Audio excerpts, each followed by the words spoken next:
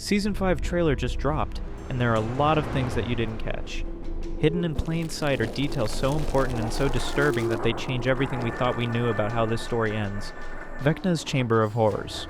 Vecna's Chamber of Horrors. Roughly midway through the trailer, there's a sequence that lasts maybe 3 seconds. Eleven and Hopper point flashlights at walls and ceilings, and what they see is just crazy. Deep red egg sacs cover every surface. Veiny, fleshy tendrils hang like Halloween curtains. These are not like the small eggs we saw back in Season 1, that Hopper discovered the portal in Hawkins' lab. This scene confirms what fans have feared since Season 4 ended.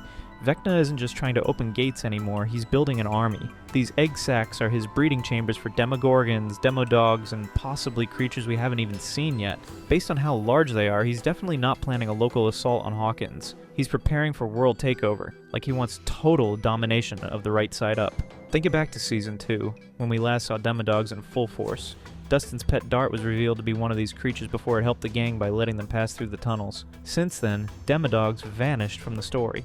Season 3 gave us the Mind Flayer's flesh monster. Season 4 brought Demobats. But now, they're all coming back, and they're bringing a couple nasty friends. The breeding operation explains why Vecna disappeared after the rifts opened. He wasn't hiding, he was preparing. Every moment since the end of Season 4, he's been down in the Upside Down growing his babies into monsters. When he finally emerges, it won't be just a handful of creatures. It will be with thousands. Now, what makes this really terrifying is the fact that these eggs are already hatching. The trailer shows Demodogs hunting the Wheeler family, chasing Lucas while he carries an unconscious Max, and stalking Hawkins in broad daylight. If you think this is bad, the trailer also chips in Will's curse, the radio tower and Steve's last stand. The former trailer opened with Steve Harrington working at WSQK radio station, adjusting antennas and decibel meters. In this new trailer, we see the radio tower covered in Mind Flayer tendrils, under assault from the shadow monster itself. The theory we've got makes perfect sense. The gang was turning radio frequencies into a sonic weapon against Vecna. Music has always been the defense against the Upside Down's worst threats. Max used running up that hill to escape Vecna's curse in Season 4. Nancy, Robin, and Eddie used music to keep themselves grounded while exploring the inverted Hawkins. Now they're taking that defense and turning it into offense. By amplifying radio waves to extreme levels, they might be able to disrupt Vecna's psychic abilities or even amplify Eleven's powers to match his. It doesn't end there, though. The trailer shows Steve hugging a crying Dustin. We also see Nancy washing blood off her hands, her shoes covered in gore. This means we'll be saying goodbyes to one character, which would most likely be Steve.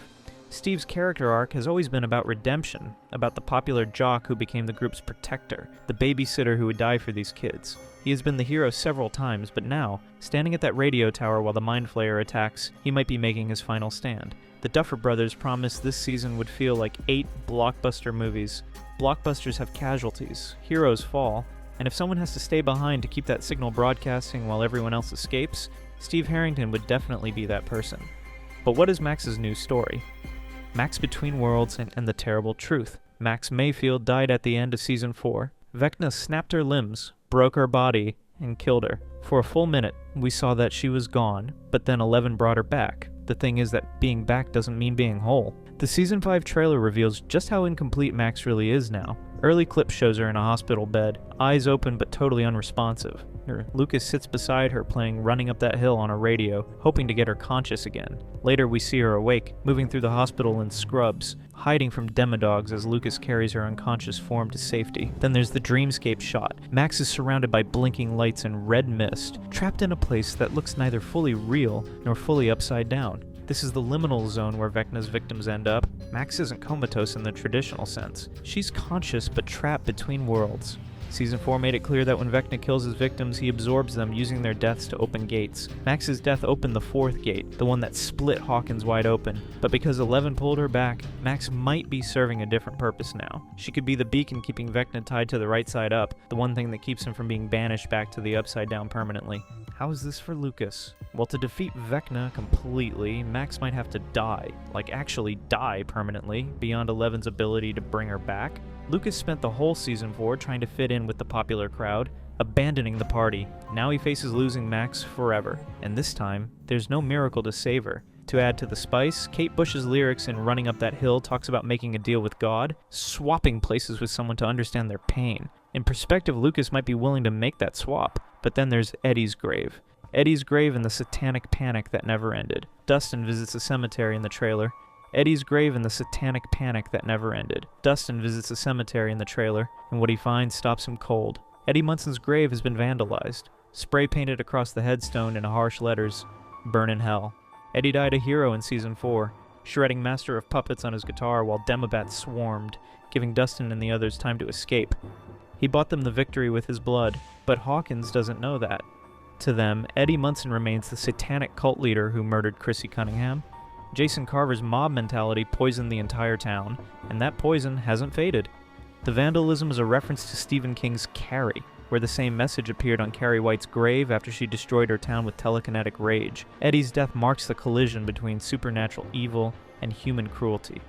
Vecna killed those teenagers, but Hawkins blamed Eddie because it was easier than accepting that something darker than Satanism was right beneath their town. Even with Eddie gone, even with the rifts literally tearing reality apart, some people still cling to the satanic panic story. Now the cherry on the cake is that Eddie might return. In Dungeons & Dragons lore, Cass is Vecna's lieutenant, a fallen hero corrupted and turned into the villain's servant. Some say Eddie might return as Kaz, raised from death to serve the monster he died fighting. Matt Duffer denied this theory, but the denial doesn't mean it won't happen. After all, the show is built on resurrections and dimensional rifts. Dustin's tear as Steve hugs him might not just be about fear of what's coming. It might be guilt over leaving Eddie's body behind, over letting his friend's memory be destroyed. Still, whose blood are on Nancy's hands? Nancy's blood-stained hands. In the trailer, we see Nancy Wheeler standing at a sink, washing blood off her hands.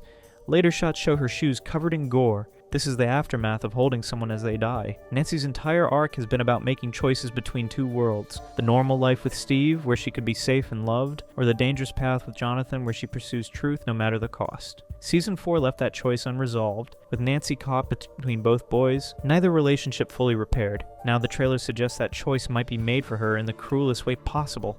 Whoever's blood covers her hands, whoever she's holding in that moment, it's someone she loves. So it's either Steve or Jonathan, and both would break her completely. If it's Steve, the pain would become even sharper.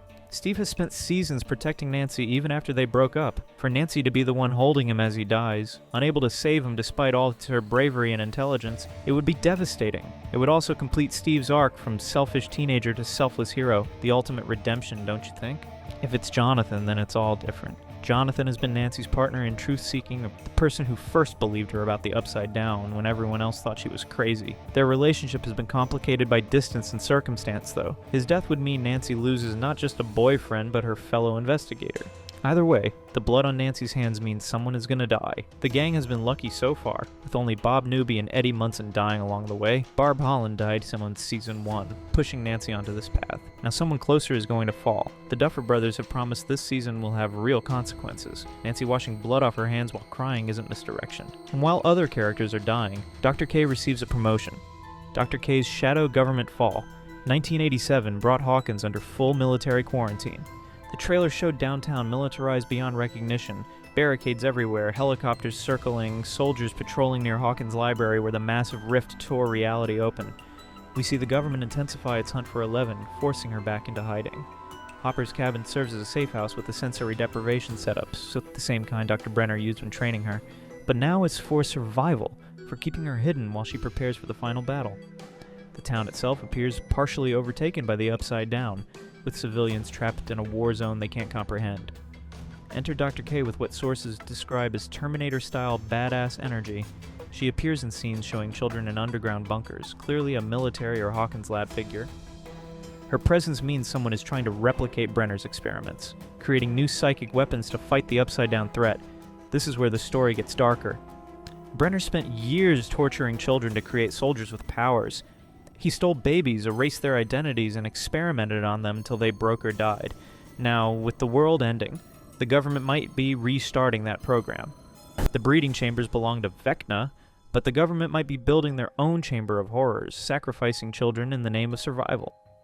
Dr. K's involvement puts Eleven in an impossible position. She escaped Brenner's control, but now she might need the resources only people like him could provide. To save Hawkins, she might have to work with the same kind of people who destroyed her childhood. The military means there's no more hiding, no more pretending that the Upside Down doesn't exist. The quarantine also traps everyone in Hawkins, just as Vecna makes his move. No one can leave, no one can escape. When the breeding chambers open, there's nowhere to run. The final clues hidden in Fire and Dimension. Fire appears throughout the trailer as both a weapon and symbol. Multiple scenes show flames used against upside-down creatures, paying off Season 1, where Will was told to use a fireball against the Demogorgon. He didn't take that advice then, and 4 seasons later it might be the key to everything. Combined with sonic frequencies from the radio tower, Fire is more of a multi-pronged assault on Vecna. The Upside Down thrives in cold and darkness. Fire brings heat and light. It destroys the organic matter that makes up the realm. When Hopper and Joyce burned the Mind Flayer out of Will in Season 2, they proved these creatures can't withstand extreme heat. But the trailer's most cryptic detail comes in the final shot. Soldiers walking past a dimensional rift, and something emerging from the other side. This might not be Vecna, it might be something from Dimension X, the realm that existed before the Upside Down's creation. Season 4 made it clear that Henry Creel, before becoming Vecna, met the Mind Flayer in its original form, a sentient cloud of particles in a dead world. That world was Dimension X. When Eleven banished Henry into that realm, his rage and psychic power transformed it into the Upside Down we know. But what if Dimension X wasn't empty? What if something worse than the Mind Flayer exists there? We believe Vecna isn't the final boss. He's the gatekeeper for something bigger, something that's been waiting in Dimension X for the gates to open wide enough. The breeding chambers, the army of monsters, Vecna's manipulation of Will, it's all preparation for the arrival of the true threat. This would explain why the Duffer Brothers structured Season 5 as the finale. They want to resolve Will's curse. Will Byers' curse that won't let go. The trailer's final shot brings us to what we all saw coming but hoped would not happen. Will Byers hangs suspended in midair, held by Vecna's telekinetic grip. The villain's voice cuts through, telling Will he's going to help him one last time. Will's connection to the Upside Down has haunted him since the day he vanished into that nightmare realm. Season 1 showed us his abduction and torment. Season 2 revealed he'd been possessed by the Mind Flayer, used as a spy against Hawkins' lab. Even after Joyce and Jonathan burned the creature out of him, the connection remained. The Season 5 trailer shows this connection has gone far worse. We see multiple scenes where Will's touching his neck, collapsing sideways, experiencing head-rolling episodes. Most disturbing of all, glowing red vein-like structures appear in his skin, the same crimson tendrils we've seen marking possession by upside-down forces. Season 4 revealed that Henry Creel, before becoming Vecna, possessed psychic abilities from childhood. He used those powers to torment his family before murdering his mother and sister. If Vecna sees himself in Will, then his plan becomes clear. Turn Will into a second Vecna, a partner in destruction.